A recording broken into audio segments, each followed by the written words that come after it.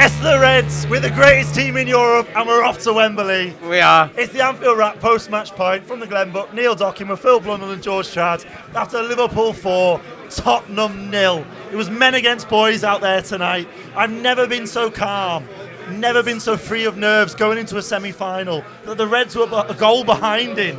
Never felt so calm. And it's not because of the whole lads, it's Tottenham thing or any of that. Maybe that's a little bit of it. It does play a part. Maybe that's a little bit of it, but it's not because of that.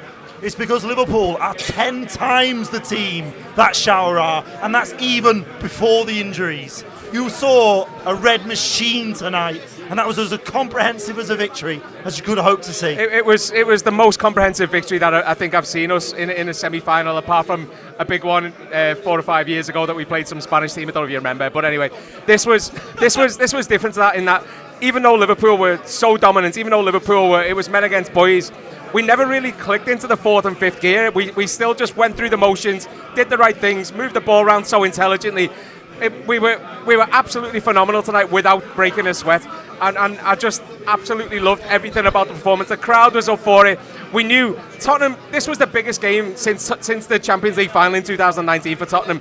It really was. And they've never... It's going to be...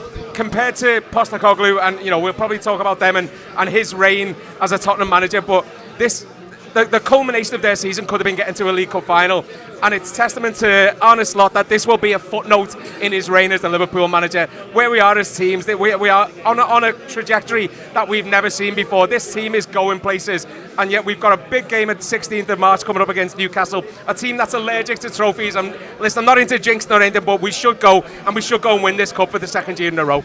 Well, definitely. There's no doubt about that. Back to Anfield South. And the word George used there, intelligent. And it was intelligent. They've set up to frustrate.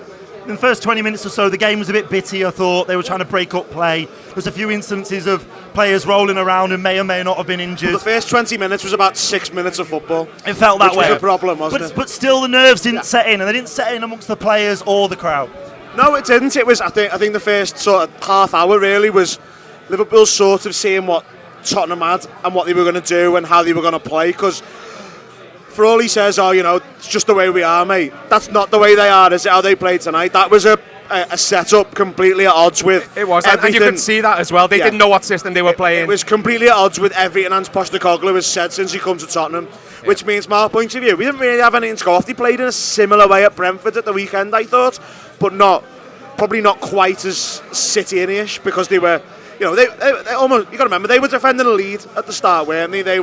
They were happy to come here and go 0-0's fine, because 0-0 is us winning, and that was what you saw from the first 25. And you can understand that approach. 100% you understand it, but I do also wonder at the same time if Postecoglou's going to walk into his press conference after and go, "Told you, mate.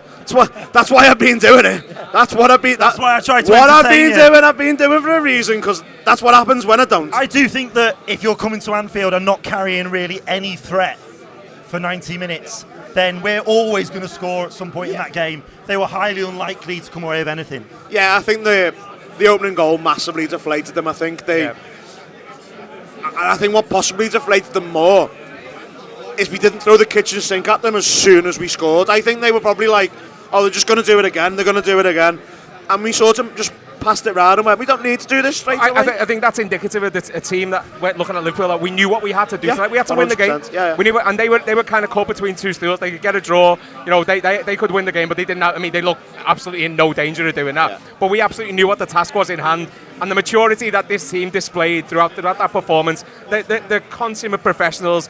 The quality is exquisite. This is a team that's going places. I'm so excited by it, and Tottenham had no answer. I think what you've seen over the two legs is the manager really treat it as a two-legged game of football. In the first leg, he goes there with a team that I think was designed to sort of be a bit compact and make the game a bit boring and have not much happen, because you play Tottenham. If it'd been a 0-0, I think you'd have said that was mission accomplished. 100%. And because we didn't we could have gone there and played Nunes and played balls over the top for 75, 80 minutes before they scored. We might have scored two, but at the same time, they might have scored two as well. So he's known that you've got a second leg at Anfield, and you can do that then.